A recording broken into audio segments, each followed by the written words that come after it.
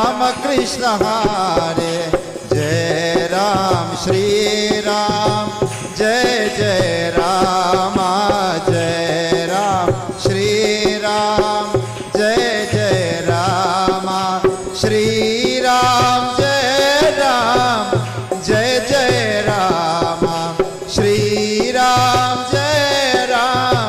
जय जय राम विठ्ठल विठ्ठल पांडुरंगा राम कृष्ण हरे विठ्ठल विठ्ठल पांडुरंगा राम कृष्ण हरे विठ्ठल विठ्ठल पांडुरंगा राम कृष्ण हरे विठ्ठल विठ्ठल पांडुरंगा राम कृष्ण हरे Radhe Shyam Radhe Shyam Radhe Shyam Radhe Shyam Radha Madhav Radhe Shyam Radha Madhav Radhe Shyam Sitaram Sitaram Sitaram Sitaram Sita Vallabh Sitaram Sita Vallabh Sitaram Radha Mukund Radhe Shyam Radha Govind Radhe Shyam Radha Mukund Radhe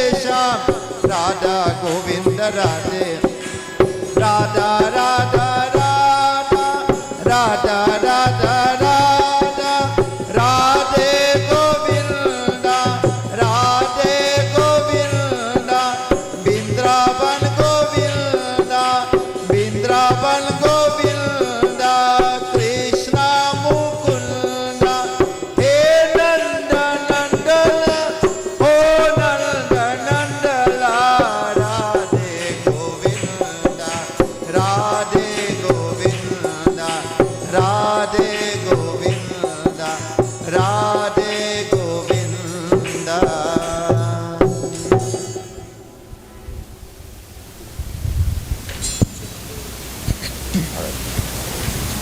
Thank you very much, Banaji Mohan. Mohan is no stranger to our mandir. He is part of our family. So without further ado, let me just share a little on Jeena Ji. Jeena Ji is a Vedanta teacher at the Chinmayananda Mission Guyana. She completed the Chinmaya Mission Vedanta course in Trinidad in 2014 under Swami Prakashananda Ji. Jeena Ji taught and served at the ashram in Toronto for 10 years, and she's now been posted to serve in Guyana as a full-time teacher at the Chinmaya Mission Guyana.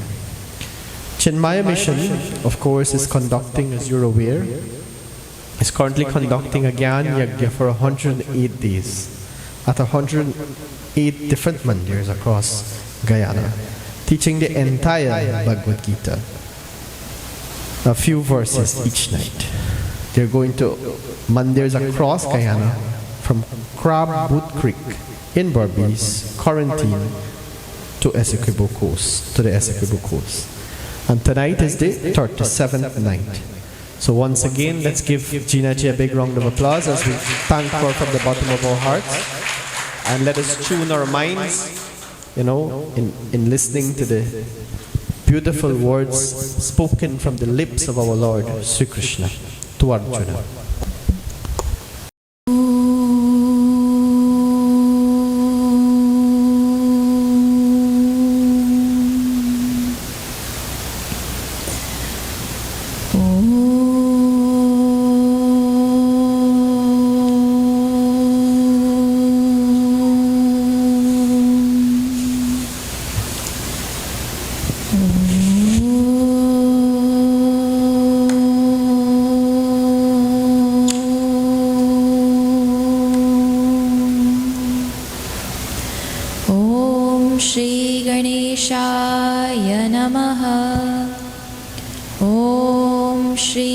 सरस्वत्यै नमः। ॐ श्री गुरुभ्यो नमः। ॐ पार्थाय प्रतिबोधितां भगवता नारायणेन स्वयं व्यासेन ग्रथितां पुराणमुनिना मध्ये महाभारतम् अद्वैतामृतवर्षिणीं भगवतीम् अष्टादशाध्यायिनीम् अम्ब त्वामनुसन्दधामि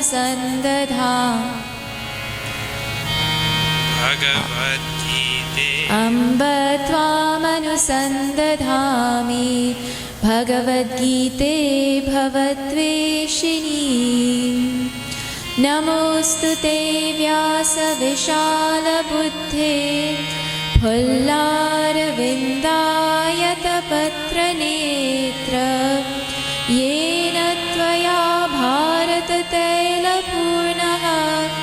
प्रज्वालितो ज्ञानमयप्रदीपः प्रपन्नपारिजाताय स्तोत्रवेत्रैकपाणये ज्ञानमुद्राय कृष्णाय गीतामृतदुहे नमः सर्वोपनिषदो गावो दोग्धा गोपालनन्दनः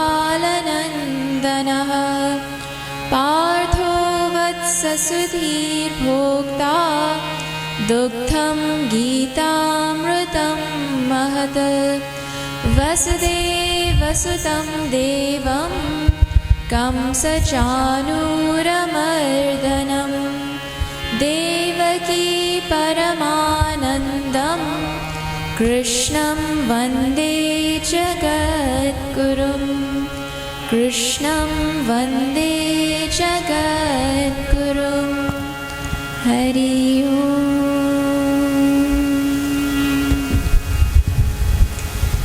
Okay, welcome everybody. Hari Om to all of you, Sitaram. We are seeing the whole Bhagavad Gita over 108 nights, as our Panditji mentioned. And we have now reached Bhagavad Gita chapter 6. Chapter 6 is the chapter on meditation, Dhyana Yoga. And meditation is a topic that fascinates many people. How many people here have tried meditation before? Okay, how many people here have not tried meditation before? Well, you have to answer one of them. Right? Actually, most people at some point in their life would have tried some form of meditation or another. Our Puja Gurudev Swami Chinmayananda explains that... Can you hear me? Okay. Our Puja Gurudev Swami Chinmayananda explains that meditation is the highest vocation in life.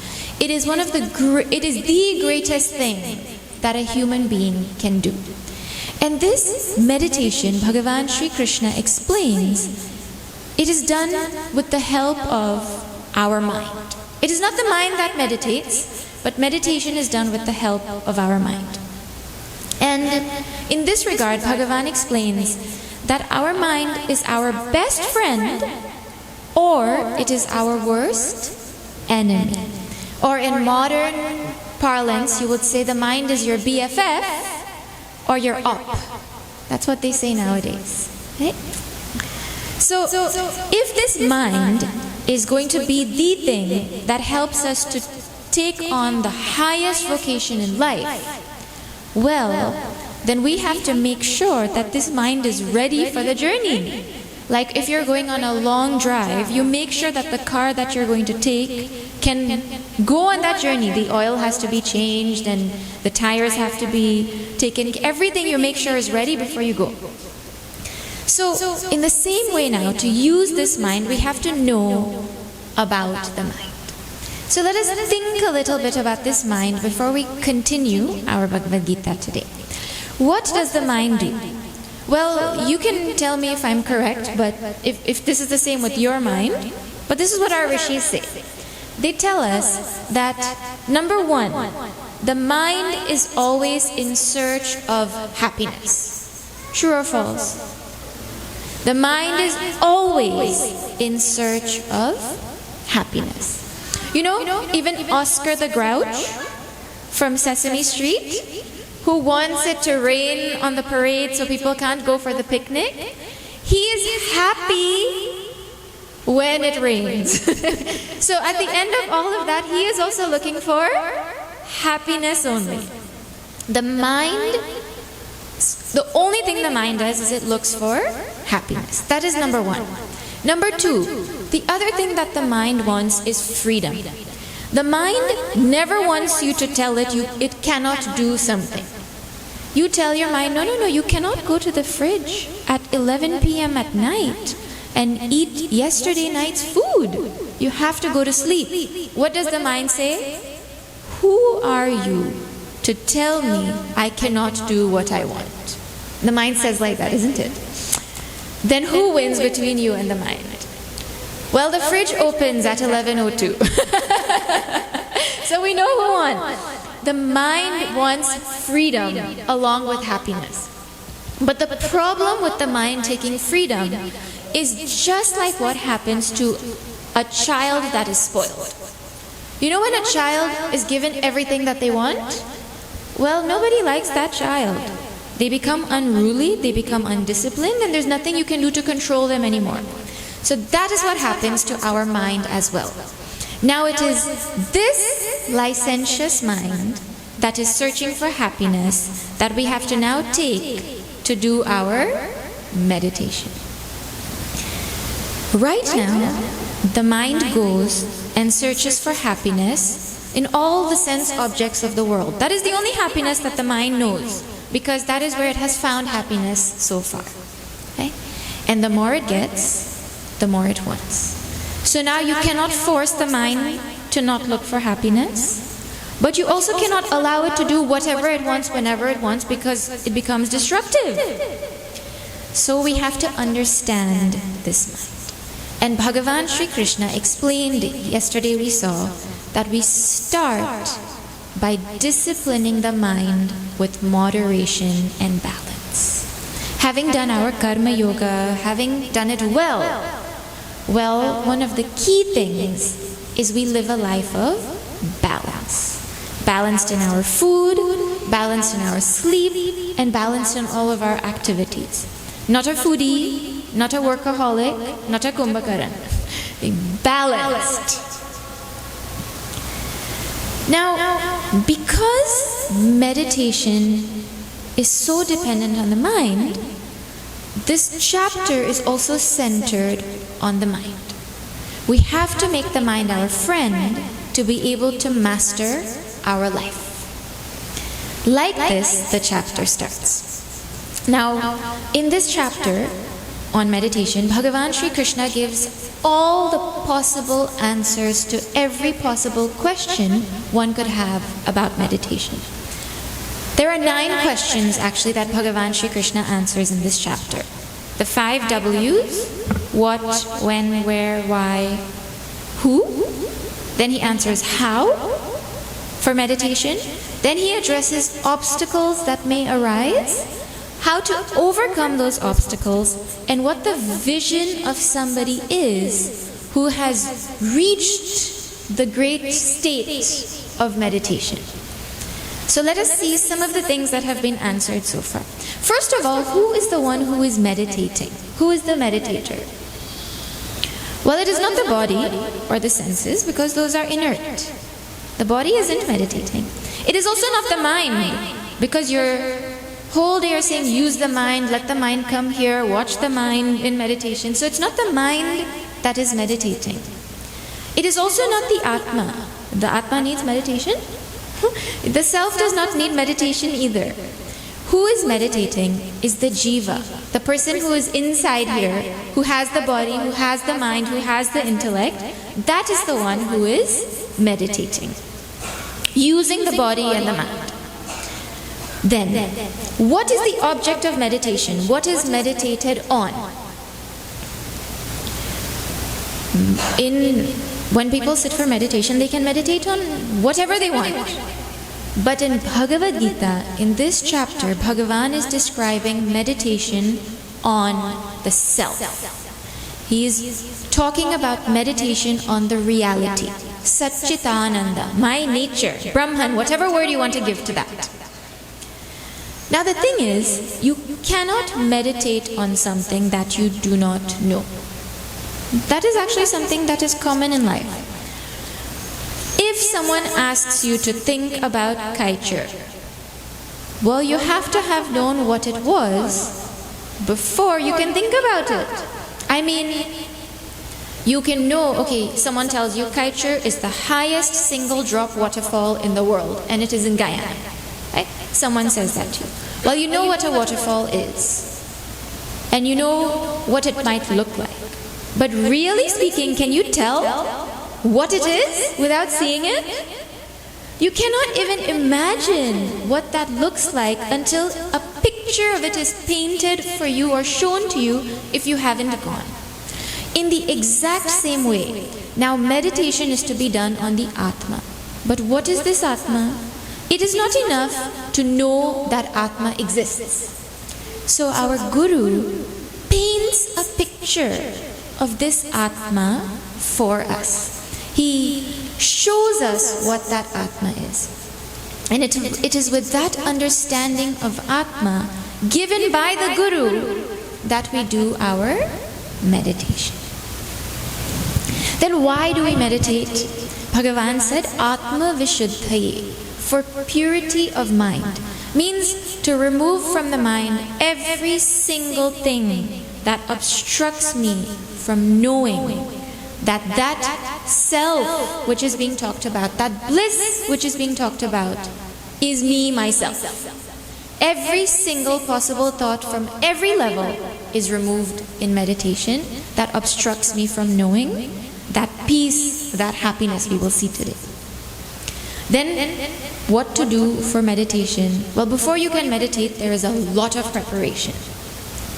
I had mentioned lifestyle, that is a big one. Then external preparations Bhagavan had described. How to sit, how to make sure the place is clean, how to, the posture to have, the seat to use, all of those things Bhagavan Shri Krishna already described. Then he talks about the internal preparations for meditation. I have to take a mental resolve that the first thing is when I sit, I will refuse to move my body at all during meditation. Then I will have no expectations, I will have no fear, I will have no dependence, and the only identity I have when I am meditating is that I am a meditator. Like this, Bhagavan highlights different things about meditation. But the question comes, well, what exactly is this meditation? Because it's sounding different than the meditation we know. Well, it is something like this. I'll give you an example and then we will see. Actually, you're all lucky. Because today, exactly where we start is the definition of meditation itself. So, when we eat food, the intention of the food is to nourish us. True or false? Have you heard of the possibility of someone eating food and not being nourished? Someone eating food and still being malnourished? It's not a trick question, huh? Yes, of course there are people like that. They have issues with the, absorption of the nutrients. And so even though they're eating the food, it is not benefiting their life. Right? You've heard of that kind of thing? Well, it is kind of the same thing here. The knowledge that we get from our Shastras is supposed to transform our life. It is supposed to bring peace and contentment and happiness to our life. But we go to satsang and we hear this knowledge. Is your life peaceful and content and happy? Infinitely, permanently happy? Well, when you put those words, then I have to think and say maybe not. The benefit of that knowledge comes when we do meditation. This is what happens in the seat of meditation. The knowledge that was just theoretical, the things that prevent that knowledge from being my experience, they are removed. So now with this introduction, we will start to see from verse number 18. I think we finished 17 yesterday, so we pick up from verse 18. If you have your Gita, please chant along. And irrespective of if you have your Gita, we will be chanting Shri Krishna Sharanam Mama. You please chant along as well. So I'll chant and everybody repeat. Now, I have a reputation of having a soft voice. So even though I have a microphone, everyone's voice should be louder than mine. Okay? Okay, let us start.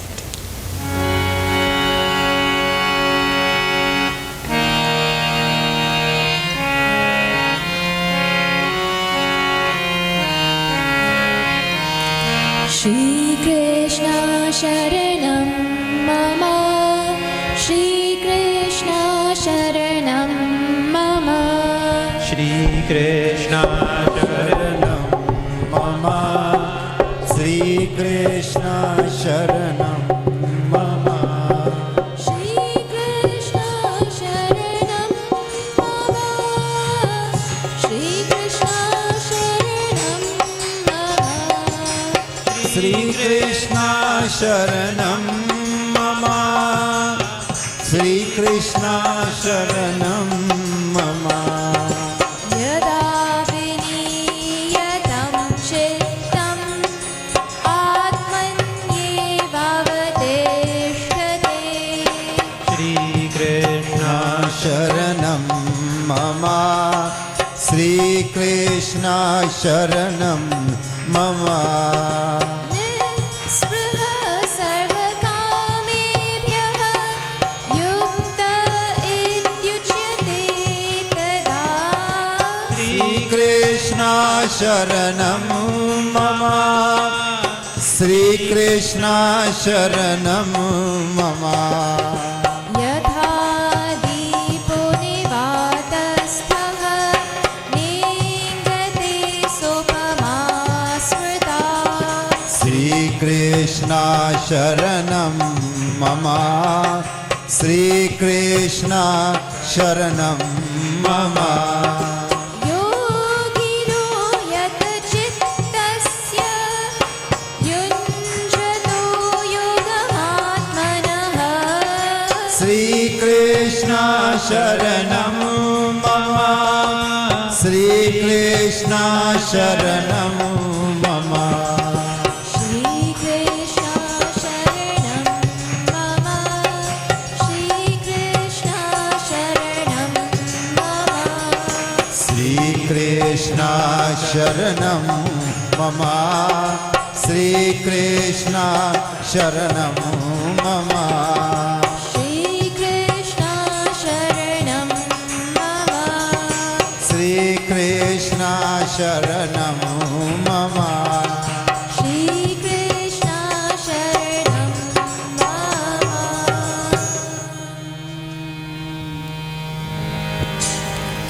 Yada viniyatam chittam atmani eva avatishtate.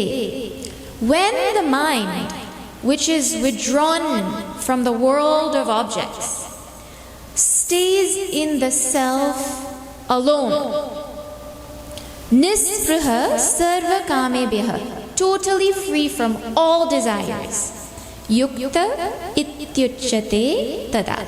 At that time he is called yukta, means at that time he is considered to be established in meditation. So there are a few things here.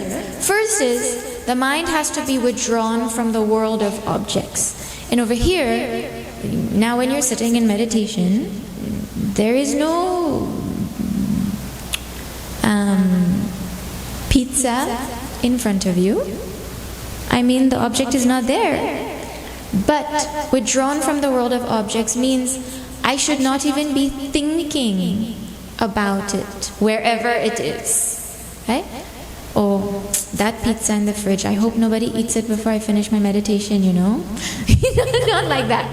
The thought of any object should not be there in our mind when we sit for meditation and we withdraw it from the world. Then it is supposed to stay in the Atma alone. Now imagine after satsang, I have a bottle of water and I have prasad in one hand, and then someone brings an arti thali for me to carry.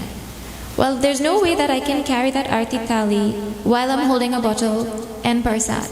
So I have to put those down, then only I can take up the arti thali. Right?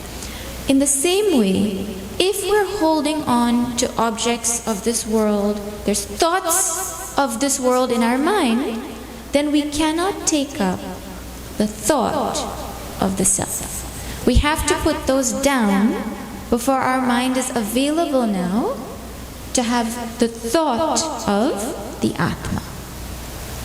Now, totally free from all desires. You just imagine what your life would be like if you didn't have desires.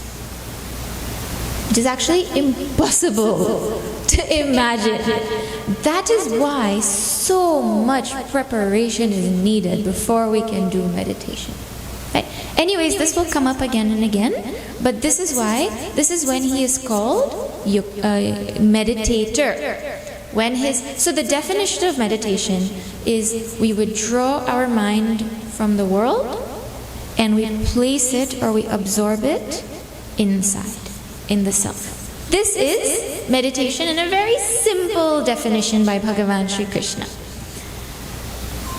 You know, there was one young student who wanted to become a doctor. So he applied for med school and he got in. And then he started to get nervous because his first set of exams were coming up. And he had an uncle in the family who was a well-renowned doctor. So he went to him and he asked him for some advice, tips. You know, how can I do well in my exams that are coming up? So his uncle said, you know, you make sure not to let your mind go to Netflix and not to let it scroll on YouTube all day and not to waste time gallivanting all around and gaffing till late at night. And he said, okay, thank you. So now exam came and exam went and he failed. So his uncle said, what happened? How did you fail? You didn't do what I said? He said, no, I didn't watch any YouTube. I didn't watch Netflix. I didn't go partying till late. I don't know what happened. His uncle said, what happened when you were studying? You couldn't study properly? He said, what study? You didn't tell me to study. So, withdrawing the mind from one thing is not enough. You have to put it to the study also before you will pass. Right? So we withdraw the mind from the world and we put it inside. Meditation is not just about quietening the mind. The goal of meditation is not quieten the mind. The goal of meditation is to turn in towards and not find. We'll see just now, right? To be absorbed in the Atma, in the self. And Bhagavan gives an example. I will chant that also. Yatha deepaha nivatastaha na ingate sa upama smrita. He gives the example. He says, you know, I'm quoting this example, I'm giving this example of a lamp that does not flicker or shake when it is in a place with no wind. See, right now the lamp in front of us is shaking. If you see a lamp that is not shaking at all, what will your conclusion be? Well, conclusion 1 is that there's no wind, but conclusion 2 is that it's an electric lamp. Bhagavan's talking about a real lamp here. Huh? So when the lamp is in a place where there is no wind, it does not flicker at all. It is so mesmerizing to actually watch a lamp that is completely steady, isn't it? Because it is such a rare thing to see. So he says, like that lamp doesn't flicker because there's no wind. That example is used for the yogi who has restrained his mind and absorbed it in the self. See, for us, so you take that example and you extend it. What it is saying is that flame is like the light of knowledge. And the light right now the lamp, it is not steady because of the breeze of desires that are coming and making it flicker. When the desires are removed from our mind, then that lamp can stay steady. Now you might say, well, it is quite impossible to find a place here in Guyana where the wind will not blow. So how will we ever have a lamp that is steady? Well, then you take a glass, not a closed glass, you know the glass that they used to use, put around? That glass now protects the lamp from flickering. So if there is naturally not a windless environment, then you make it windless for the lamp. Means we might have all kinds of desires in our mind, but at least during meditation, we clear our mind of everything that we can, so that for those few minutes when we sit, our mind can withdraw from all of that and be steady. This is the example that Bhagavan Sri Krishna gives. Now, actually, if you think a little bit, the things that distract the mind will be all the sense objects of the world that the mind currently finds happiness in, because the mind goes to what it finds joy in, right?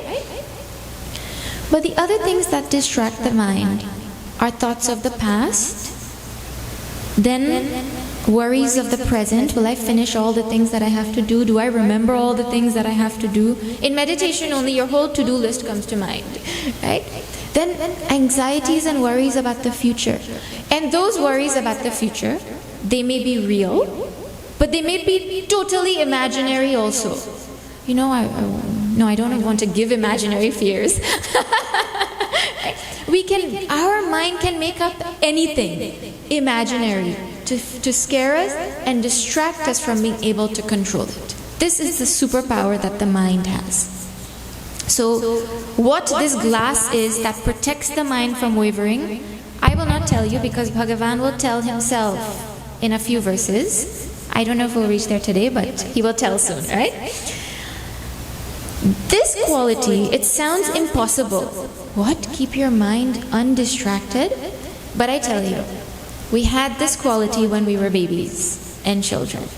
Have you watched a child, a little young toddler, trying to catch a grasshopper? Like they can't see anything else, they can't think anything else, their only mind is on trying to do that one thing. Or my sister sent a video of my nephew. He's trying to catch the tail of the cat. And everybody is laughing and making noise, and he doesn't care. His whole attention is on catch that tail of the cat. Right? We had that capacity, but guess what? We grew up and the world took it out of us. So now we have to go and get it back. Please, if you have little children, don't take it out of them. Let them keep that quality. Right? Now, this quality we had, so it is possible for us to get this quality again. Now, someone might think, all this effort, what am I going to get out of all of this effort? Well, a few verses ago, Bhagavan Sri Krishna said you're going to get peace, param shantim. So you watch, this dialogue is happening between Sri Krishna and Arjuna. You think of Arjuna's face now, and you hear him saying, you will get peace. Arjuna is waking up every day thinking, I want to get peace today? You all wake up in the morning and get out of bed saying, today I am going to go and find peace. It sounds nice, but that is not what we really look for when we wake up in the morning. Means that's not what our mind is saying we want. We actually want peace, but the mind is not going to agree. The mind wants some excitement, isn't it? So now Bhagavan tells, no. Don't give up on meditation just because you don't want peace. Let me tell you what this peace actually is in other words, or what else you will get from this meditation in other words. So let us chant now, number 20.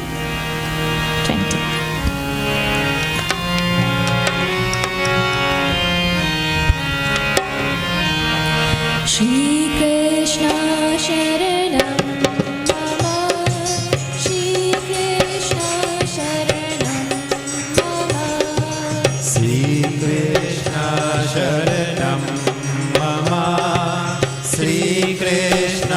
शरणं मम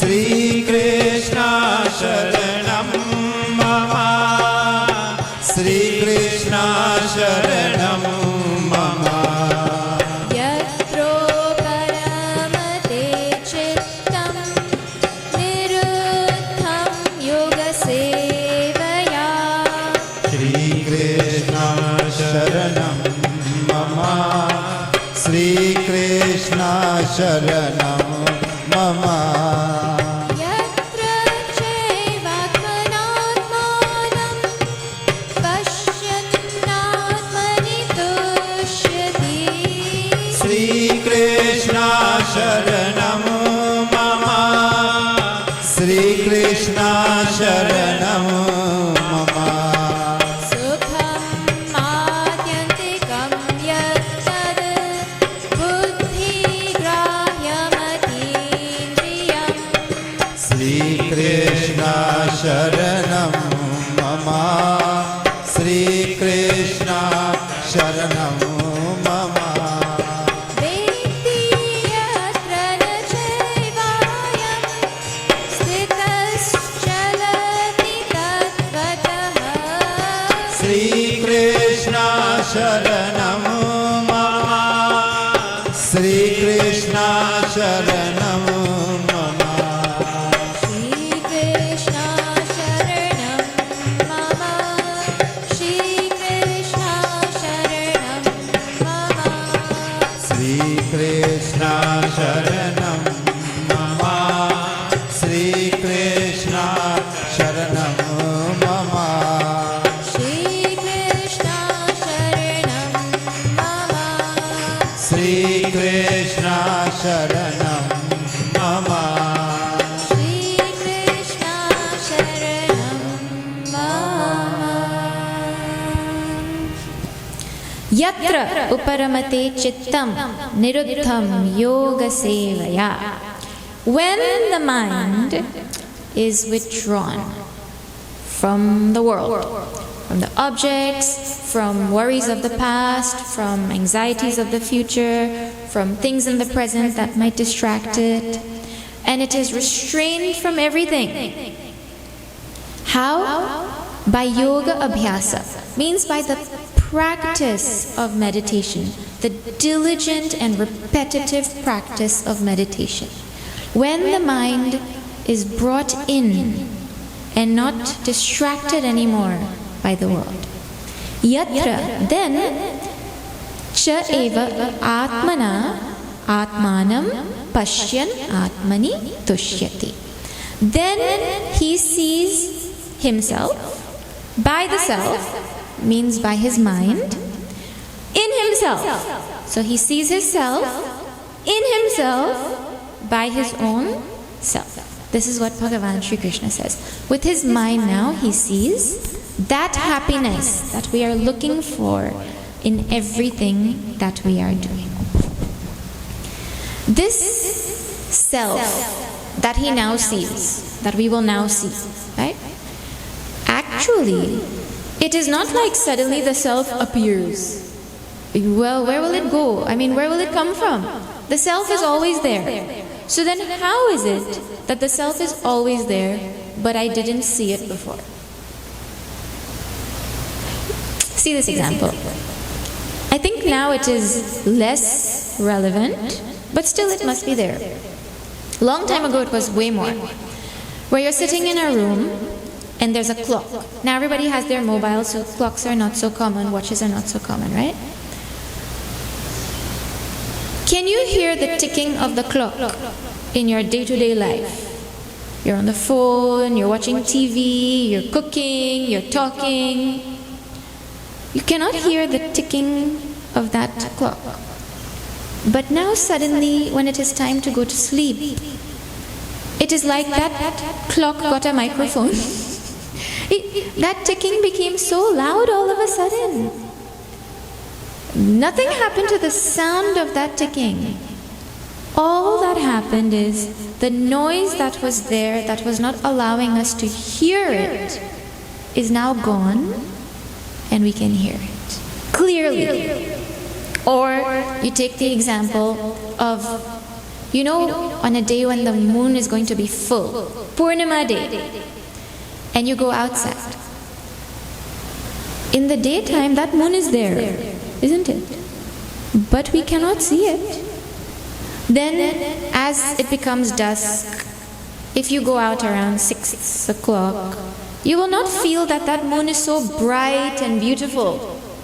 It is only when the sky has become completely dark that you really see the power of that full moon. Correct or wrong? Right? It is the same thing here. The self, my nature, Satchitananda, whatever you want to call it, is always there. But it is all the noise of my mind that doesn't allow me to see it. So Bhagavan is saying now, when all of the distractions of the mind and the disturbances of the mind are gone, then this self becomes self-evident. You see it now. You clearly are able to absorb your mind in that self. And he says, Tushyati. Now he is a person who has come to discover this, is contented, satisfied. Tushyati is the word. Someone who is content is someone who is not wanting. The word we use, have you heard the word samsara? Samsara is the word that is used for this world that we live in. Samsara means the world of becoming. That world which is always changing, and I'm always wanting something from this changing world. Okay? Someone who is content has stopped looking for things again. The wanting that is there in the heart, when I get this, I will be good. When I get this, I will be good. When I get this, I'll be good. That thought goes, and all that is left is contentment. Contentment is a very interesting thing, We don't realize what we have until other people point it out to us. Have you seen? Like, there was a crow. And this crow was living his life in the forest. And he started to feel very sad. He said, nobody likes me. They think I'm inauspicious. When they want to use an example of a bad word, they use me.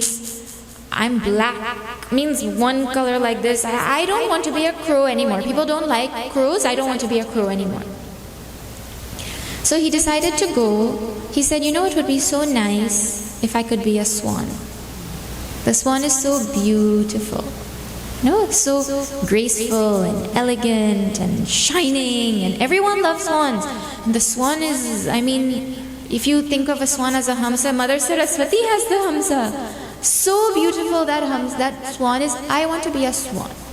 So the crow now goes to the swan and says, swan, you're so lucky.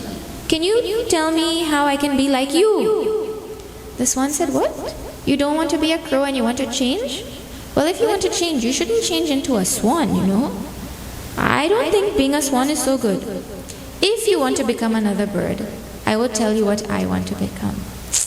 Man, I want to be a peacock. I have just one color. The peacock has so many beautiful colors. Then that peacock, he fascinates humans because he can talk to the humans, he can laugh with the humans. I want to be a parrot. So why don't both of us go to the parrot and ask the parrot how to be like him? So now the crow and the swan go to the parrot. And they say to the parrot, how is it that we can be like you? Well, we don't want to be ourselves anymore. The parrot said, what? Man, I don't want to be a parrot. The bird that I am the most envious of? Let me tell you the problem with being a parrot first. Those humans, they put me to talk, but I'm not born to talk. Then they put me in a cage. Then they stuff crackers in my mouth all day. I want to be free. Being a parrot doesn't allow you to be free. Man, I wish I was a crow. That crow is the luckiest bird. Nobody troubles him, no one does anything to him. Then that crow looked at himself. Contentment is something that we don't have because we're always looking to what the other person has. But if we just stop and think, actually, we could be content right now as we are. And so that relative contentment that we try to develop, Bhagavan is saying it is not even that level of relative contentment that we're going to get. We are going to get infinite contentment through meditation. Then he goes on. And because he sees, you can imagine, I'm superimposing this conversation, but he sees Arjuna's face. And Arjuna's like, okay, contentment is whatever, but really is contentment what I want in life? Is that what I wake up in the morning wanting? So Bhagavan says, okay, hold on. Sukham, happiness. What kind of happiness? Atyantikam, infinite happiness is what you will get. Yattat. Buddhi grahyam atindriyam veti. He comes to know, this person who has withdrawn his mind and absorbed it in the self, he comes to know infinite happiness. That kind of infinite happiness which is one, beyond the senses, and two, grasped by the intellect. Right? A very interesting thing. In chapter 5, Bhagavan had described the joy or the happiness that we get from senses. One, he called it, he said, well, because that happiness is born, anything that is born has to die. So happiness born of the senses is going to go away. Second thing is it is the womb of sorrow. Means as you are enjoying that thing, there is a worry in your mind along with the thing that you're enjoying. For example, when you are young and you can eat what you want and wear what you want and go where you want and all of those kinds of things. Well, as your birthdays start to roll by, you start to think, I'm going to get old one day, And then the first gray hair comes and you're like, oh no. And now you cannot enjoy the present because you're worried about the future when you're going to be old. Right? That is just an example of every single other kind of joy that we have. When you're eating something that you love, well, you're worrying about the calories that this thing is going to bring. Right? Or say you have no worry. Today, it's just there's nothing to worry about. Well, you're worried why there's no worry. Correct or wrong? It is not possible for us to have happiness in the world that is not contaminated by some kind of sorrow. That is the definition of worldly happiness. Right? So Bhagavan says, this happiness that we will get is beyond the senses. So it is not going to end. It is permanent. Then, buddhi grahya. It is directly experienced by our intellect. Our intellect is actually very smart. I'll tell you how. The intellect, even though it really doesn't know, somehow it has the feeling that this happiness that it is looking for is inside. Here's one proof. Here's one proof that I use. You travel from here all the way to Bharat to go and see Bhagavan in Tirupati, Balaji, for example, or any form of... You go to Ayodhya to see Bhagavan Shri Ram, and you stand in line in the hot sun, and you're there for a couple of hours because you did not know about the VIP pass, right? And you go and you wait and you're thinking about Bhagavan, and finally after all of this, now you reach in front of Bhagavan and you put your hands together. What do your eyes do?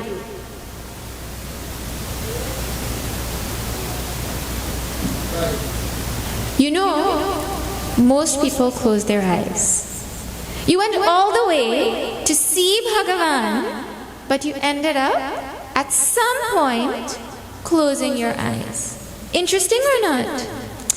Because the intellect somehow has this intuition that happiness is that which I am seeing outside is an expression of that which is inside. The intellect has this intuition. Now, you will also hear people say, you know, in the Upanishads and all, you hear that this thing is beyond the buddhi, it is beyond the grasp of the intellect. So how is Bhagavan saying that it is grasped by the intellect? It is like this. Can you see the sun? Am I asking hard questions? Can you see the sun? Are you sure? When the sun is bright, at its peak, and you try to look at the sun, can you look at the sun? You have to put your hand and put sunglasses and do like this, and you cannot look at the sun directly, but you can see the sun by the light that is all around. So in the same way, the buddhi, the intellect, can know the self, just like we know the sun of the light of the sun, but it cannot directly see it the way we cannot directly see the sun. So it can see it and it can't see it at the same time, putting it simply, right? So this intellect has a big role to play in our journey of meditation. Swami Chinmayananda uses the example of a pole vaulter. Pole vaulter is the correct term, no? Someone who is going to use the pole to jump over a wall or something. They need the pole to jump over the wall. But if they use the pole and try to take the pole with them, oh pole, you know, you helped me, let me take you with me, how can I leave you behind? They cannot go. They have to use the pole to get to a certain point, and then they drop it, and then they go beyond. So in the same way, we use the intellect to get to a certain point, but eventually the intellect also has to be left. This is what Bhagavan is saying.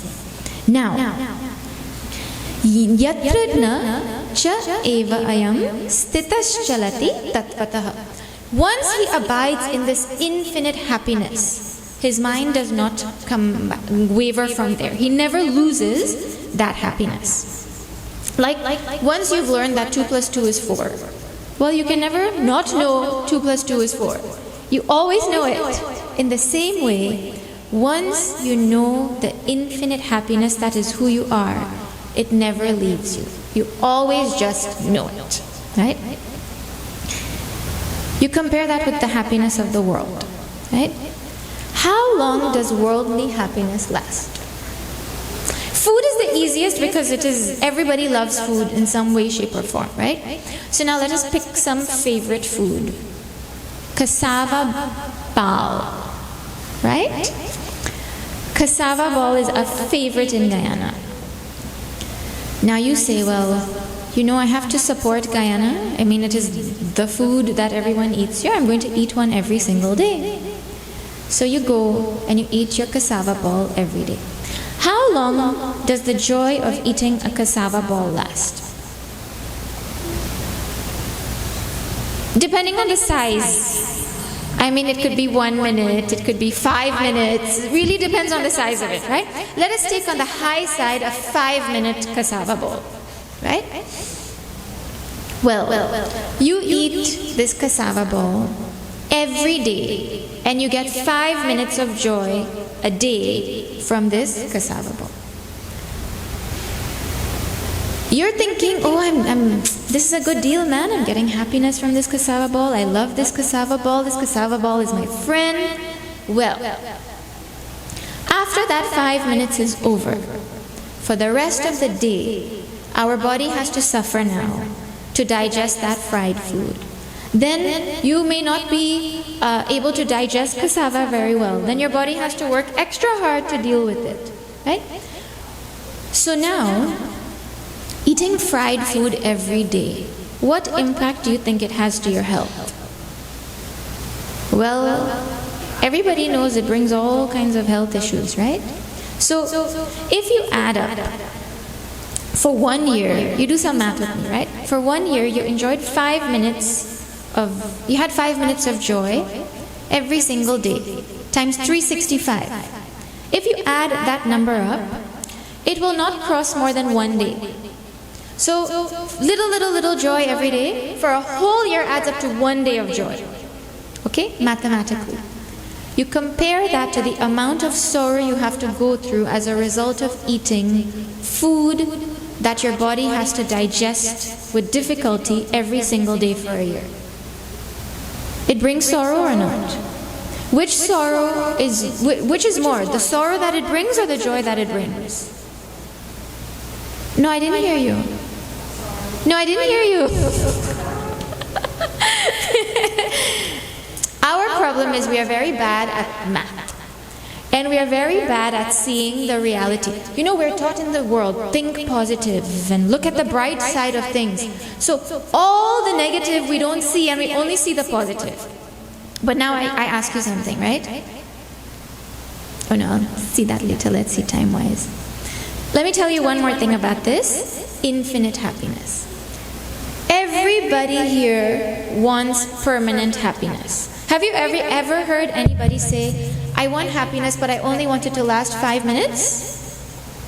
No.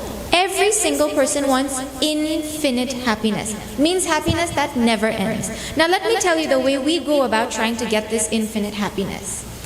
We take happiness number 1, and it will last 5 minutes. Then we plan in our mind, when this 5-minute happiness ends, I'll add a second 5-minute happiness. Then when that ends, I'll add like a 15-minute happiness. Okay, shows last 20 minutes, I'll add a 20-minute happiness, right? Then after that, I'll add 15 minutes of scrolling, 15 minutes happiness. So you plan your whole day, back to back to back to back, happiness after happiness, right? So then someone might think, well, that's a good deal. Fine, it's temporary, but when you put it back to back to back to back, then I'm getting permanent happiness. Is this a good mathematical equation? Are you scared to say yes? A mathematician will tell you. Now see this. If you add temporary plus temporary plus temporary plus temporary infinite, will that ever equal permanent? What number mathematically would you have to add to get infinite as your answer? Well, not 1 plus 2 plus 3 plus 4, right? So what happens with us is we think putting temporary plus temporary plus temporary plus temporary happiness together is going to give us permanent happiness. That is just bad math again. We're really bad at math, huh? So, I mean, when your child is sitting there and they can't remember their times table and you yell at them saying you're bad at math, remember, we are also really bad at it. So now, the problem with temporary plus temporary plus temporary plus temporary happiness is that we barter away our whole life pursuing a temporary happiness that we really didn't want at the opportunity cost of getting the permanent happiness that we really wanted. Isn't that a sad state of existence? But we think we're doing a good job at the same time. Right? This is what Bhagavan is saying. The infinite happiness that we are actually looking for and all the temporary happiness that we can actually never get with all the temporary happiness, it is gotten in meditation. Then he says, that happiness is not going to go anywhere. Huh? Once you get it, it's gotten forever and ever and ever. For real. Right? Now, let us see. He says a little bit more about this result of meditation. Actually, today, result of meditation has come so nicely. So let us see what he says. We'll chant.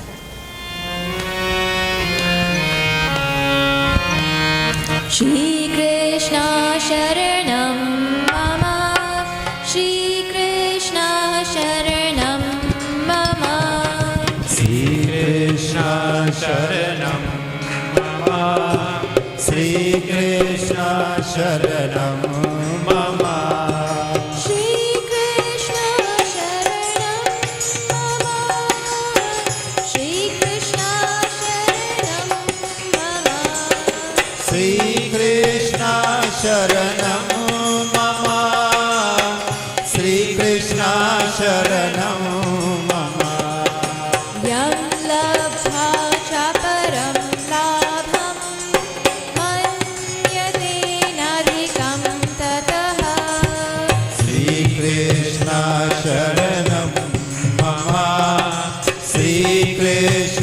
शरणं मम यस्मिन् स्थितो न दुःखेन गुरुणापि विचाल्यते श्रीकृष्ण शरणं मम श्रीकृष्ण शरणं मम तं विद्यातुकसंयोग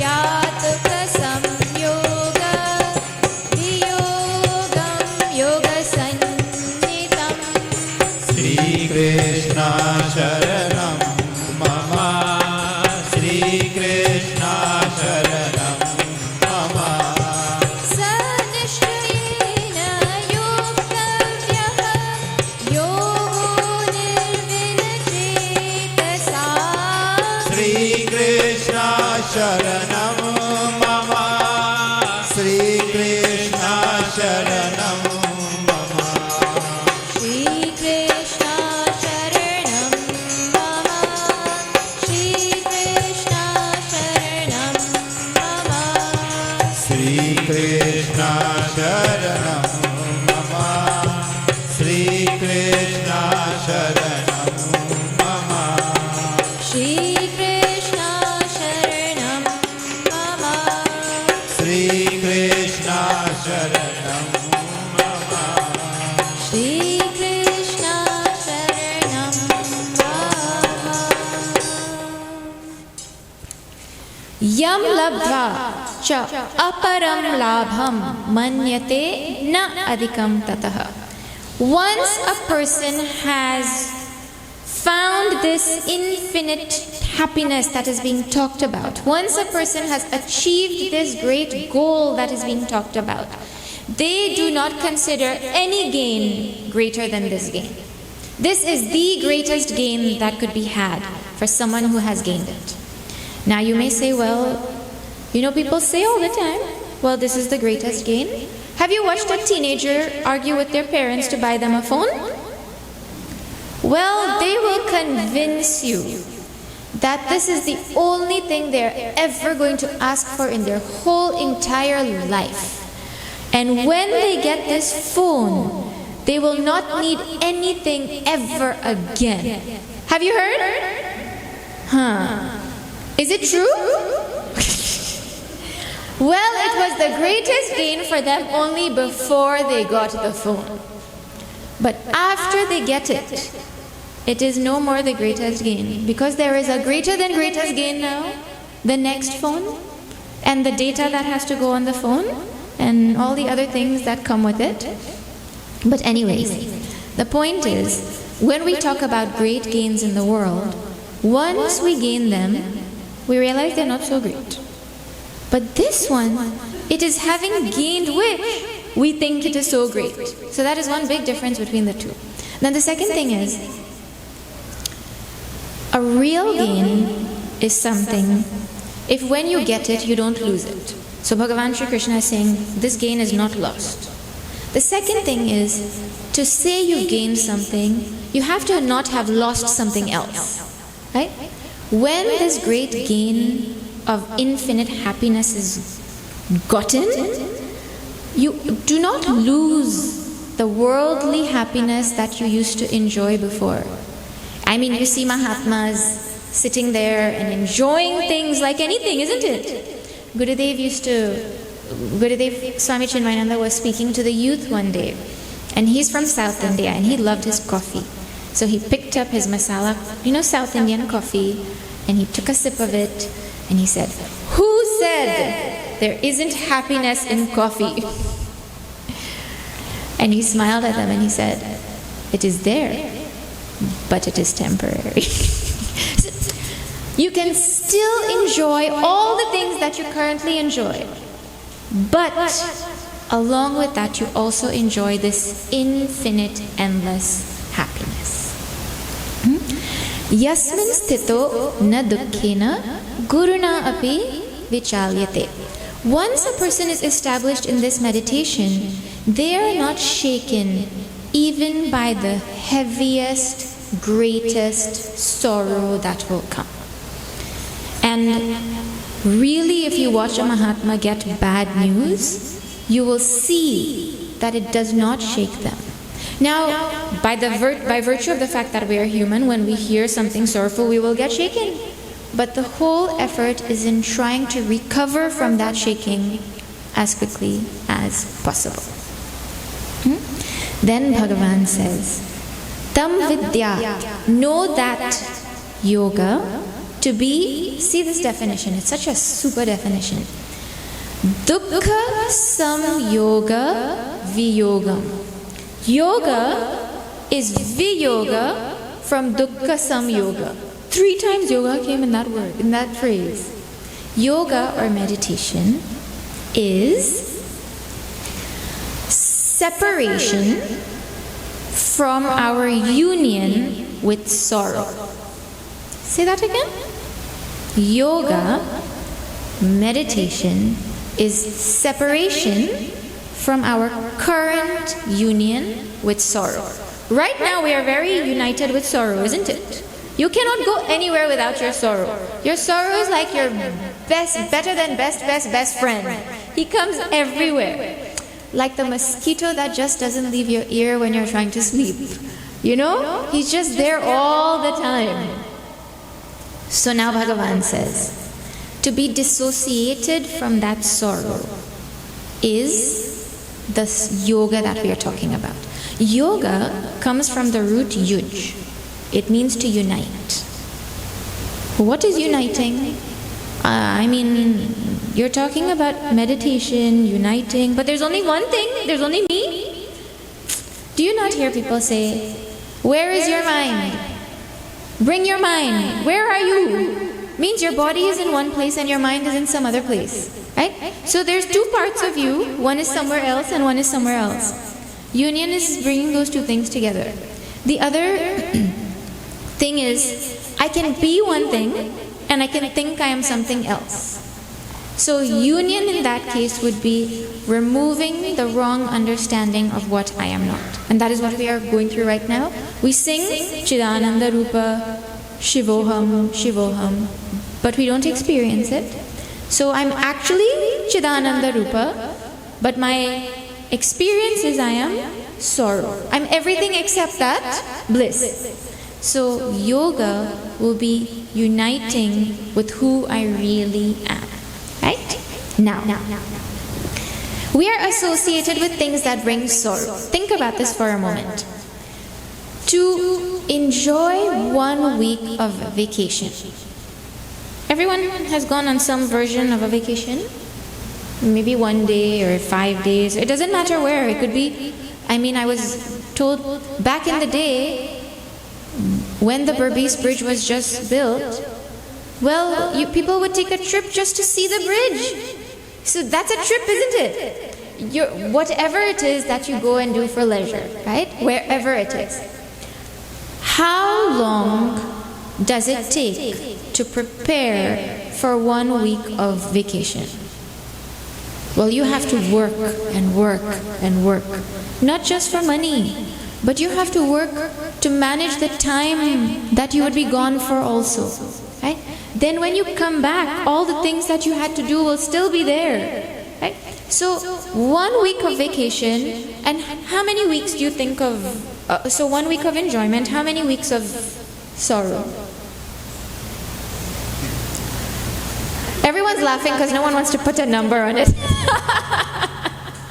Well, let me tell you, can you agree that the joy is less and the sorrow is more? Okay, so if we can agree on that, then see this. If you have a dish and it has a little salt and a lot of sugar, can you call that thing salty? A little salt and a lot of sugar. What will that thing be called? Sweet, because it has more sugar and less salt. So now, if something in your life has less joy and more sorrow, what is it called? So vacation is sorrow?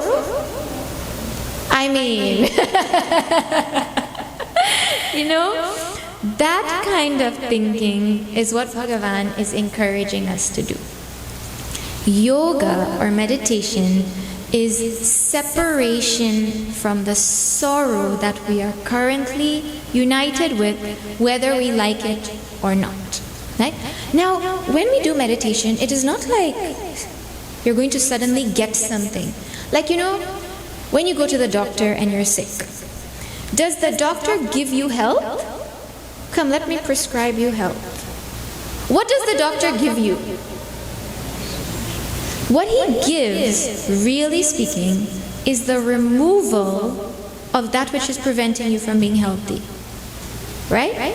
What he does is helps you to remove the things that are preventing you from being your natural state, which is healthy. In the exact same way, in meditation, what happens is all the things that prevent us from being who we are removed.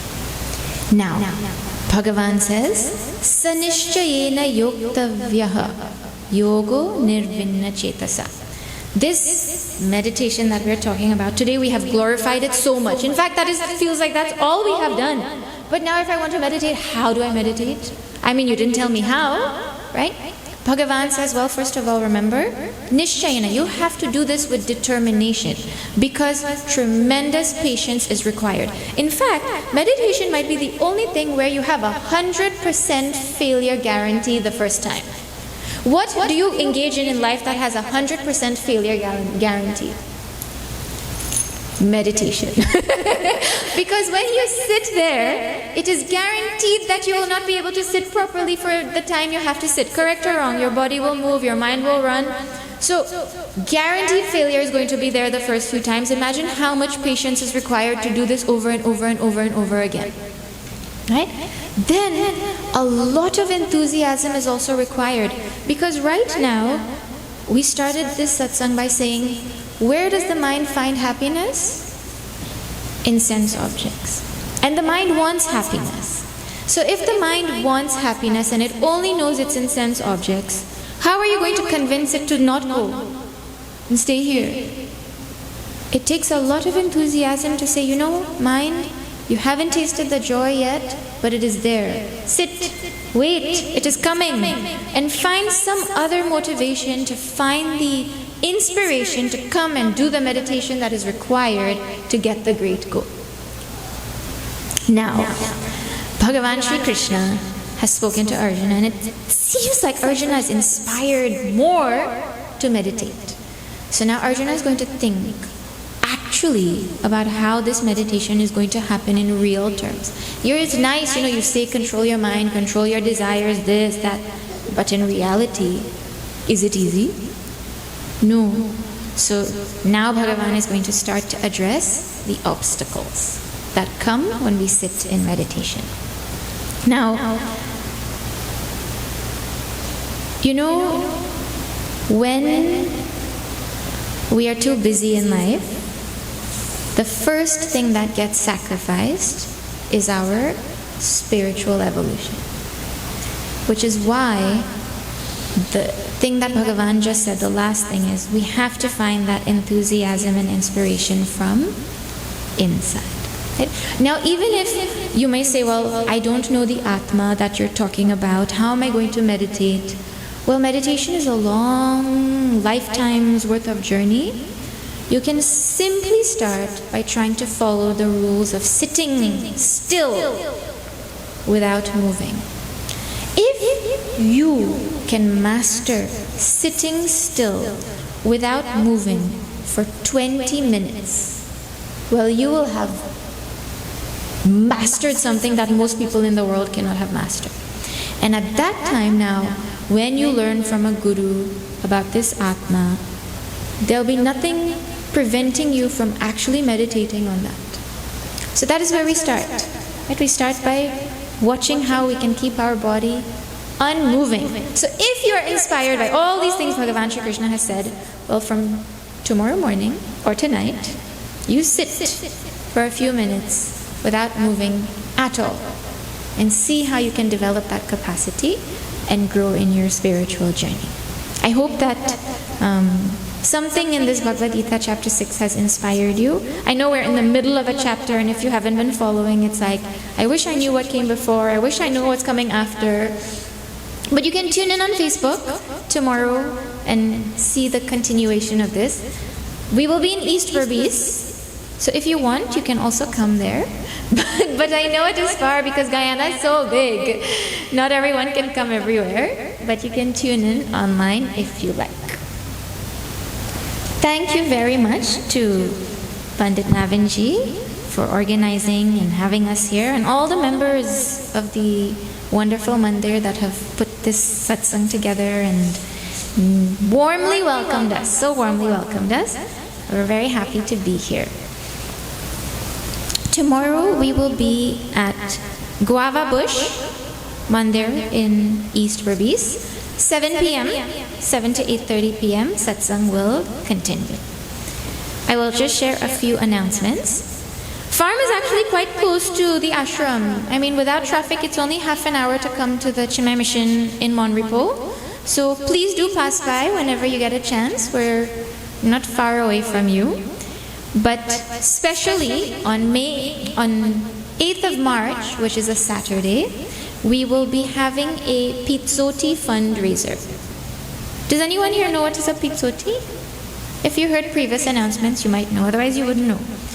Pitsoti is a blend between, or cross between a pizza, which everybody knows, and a pepper roti from Trinidad.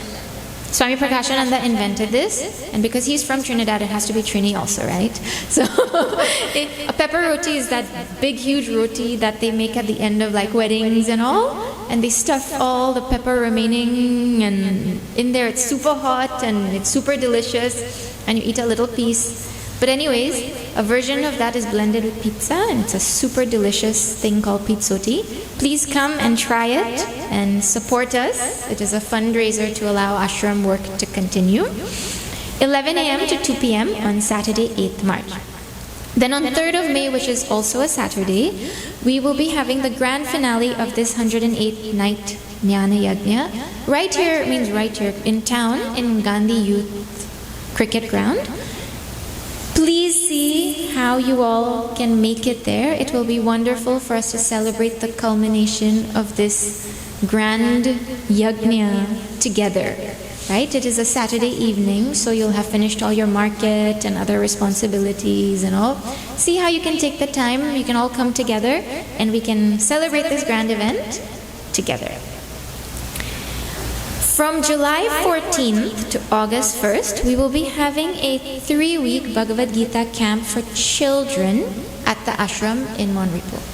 So all of this knowledge that is being taught by Bhagavan Shri Krishna to Arjuna, that we speak to adults about and we reflect on together in satsang, that same knowledge is presented for children in games and activities and fun ways, and they learn Bhagavad Gita without even knowing that they're learning this most esoteric knowledge in the universe. That is a 3-week camp. They have so much fun. They learn to chant and learn values and all kinds of things in the 3 weeks. If you all can, if there's enough interest, you all can get kids together. We can organize a bus also to bring them to the ashram. So please see if this is something that the community would like to take, would like to benefit from. We're very excited about the camp. It's the 3rd year it's happening here in the ashram. There's something called a Vedanta course in Chinmay Mission. It is a 2-year residential program where you go and you stay in an ashram like Gurukul style with the Guru, and you wake up in the morning and get ready for class, which starts at 5:30 a.m. and it goes on till 8 p.m. on a good day.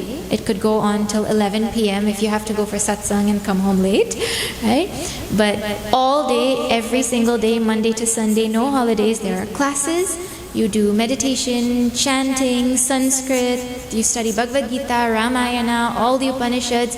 It is a most transformational 2 years of life. This is for people who want to study the Shastras systematically, properly, deeply with the parampara, and this knowledge can then be disseminated by them. They can share it, teach it, become swamis, brahmacharis, pracharaks, whatever.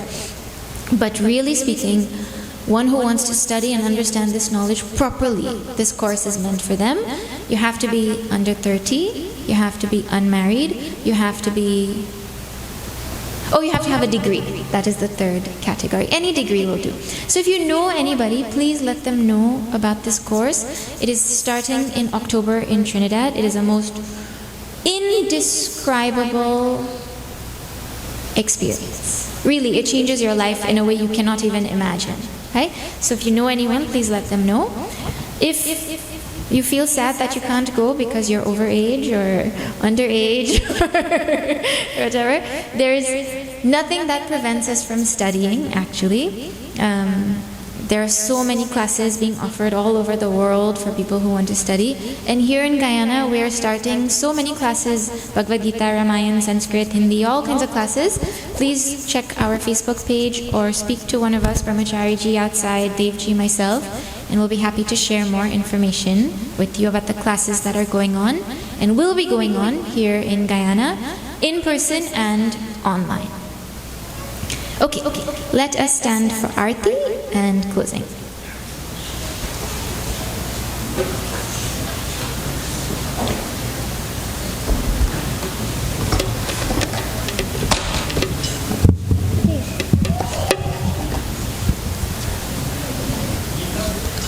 Gita Aarti.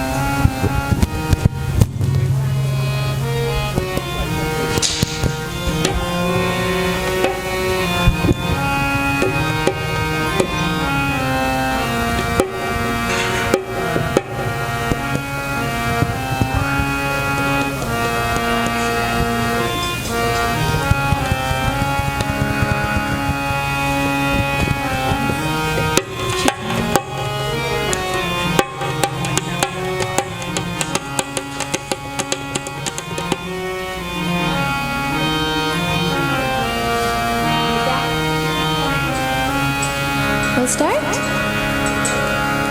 Jai Bhagavad Gita Maya Jai Bhagavad Gita Hariya Kamala Viharini Hariya Kamala Viharini Sundara Supunite Om Jai Bhagavad Gita Karma Sumarma Prakashini Kama Sakti Hara Maya Kama Sati Hara Tattva Jnana Vikashini Tattva Jnana Vikasini Vidya Brahma Para Om Jai Bhagavati Nishchala Bhakti Vedayini Nirmala Malahari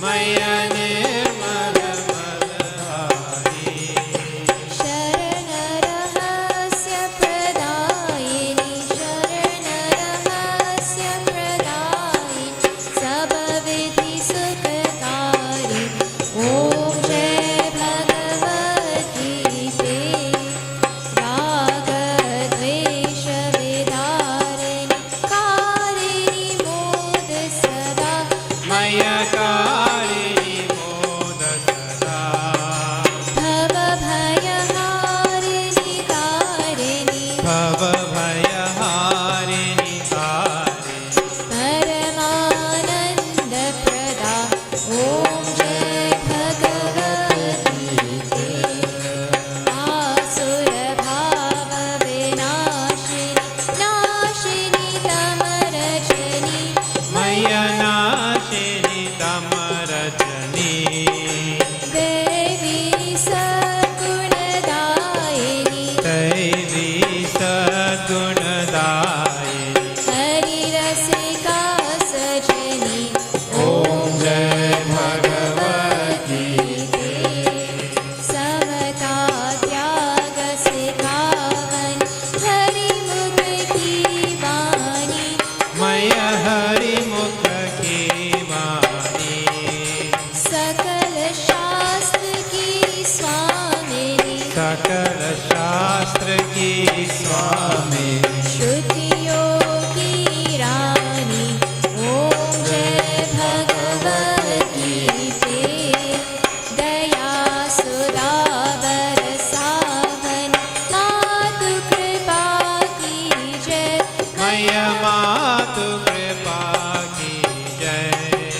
हरिपद प्रेम दान कर, हरिपद प्रेम दान कर, अपनो कर लीजे।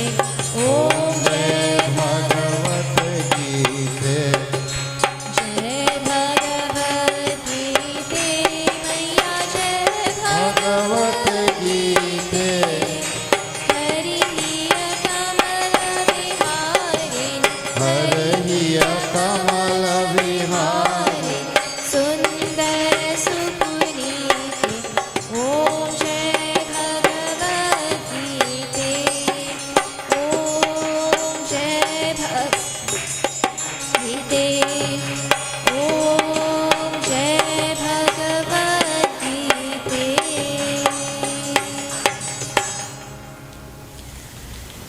मंगलम भगवान् विष्णु मङ्गलं गरुडध्वजः मङ्गलं पुण्डरीकाक्षं मङ्गलायतनो हरिः त्वमेव माता च पिता त्वमेव त्वमेव बन्धुश्च सखा त्वमेव त्वमेव विद्या द्रविणं त्वमेव त्वमेव सर्वं मम देव देव त्वमेव सर्वं मम देव देव। ॐ पूर्णमदः पूर्णमिदं पूर्णात् पूर्णमुदच्यते पूर्णस्य पूर्णमादाय पूर्णमेवावशिष्यते। ॐ शान्ति शान्ति शान्तिः। हरि ओम श्री गुरुभ्यो नमः। हरि ओम। बोलिए वृंदावन बिहारी लाल की जय। श्री सत्य सनातन धर्म की जय। श्री सद्गुरुनाथ महाराज की जय। हर हर नमः पार्वती पतये हर हर महादेव। हरि ओम तत्सत।